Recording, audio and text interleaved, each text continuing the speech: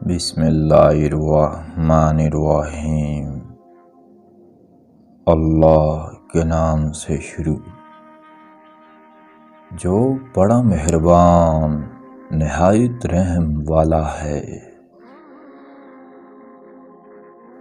حضرت امام علی علیہ السلام کا فرمان عالی شان ہے کہ شریف کو جب قدرت ہو تو وہ معاف کر دیتا ہے، اور جب اس سے سوال کیا جائے تو حاجت روائی کرتا ہے۔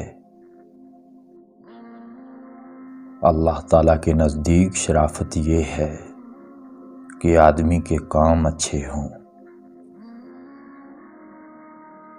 لوگوں کے ساتھ نیکی کرنا اور ان پر اپنا مال خرچ کرنا شرافت اور بزرگی کی علامت ہے۔ جس شخص میں ادب نہیں ہوتا اس کی خاندانی شرافت پر دبا لگ جاتا ہے۔ سب سے زیادہ اچھی شرافت یہ ہے کہ آدمی کسی کو تکلیف نہ پہنچائے اور جہاں تک ہو سکے لوگوں کے ساتھ نیک سلوک کرے۔ شریف انسان کبھی کبھی لوگوں کے دھوکے اور فریب میں آ جاتا ہے۔ شریف یا سخی کو اگر کوئی تجھ سے حاجت ہو تو وہ تجھے معاف کرتا ہے، اور اگر تجھے اس سے کوئی کام ہو تو تیری پوری مدد کرتا ہے۔ تمام فضائل کا کمال یہ ہے کہ آدمی کے عادات و اطوار شریف ہوں۔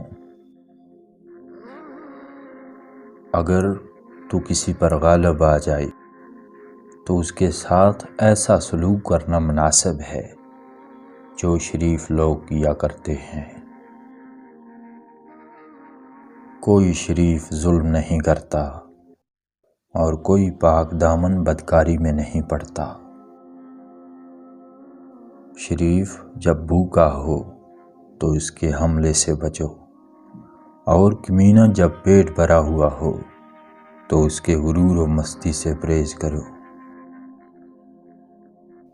آپ نے فرمایا کہ اہل دوزخ وہ لوگ ہیں جو ناشکرے اور مکار ہیں، اور بے شک بدکار وہ ہیں جو ظالم اور دغا باز ہیں۔ جو شخص اللہ تعالیٰ کی نعمتوں کا شکر گزار ہوتا ہے اس پر ذات حق کی نعمت ہمیشہ قائم رہتی ہے۔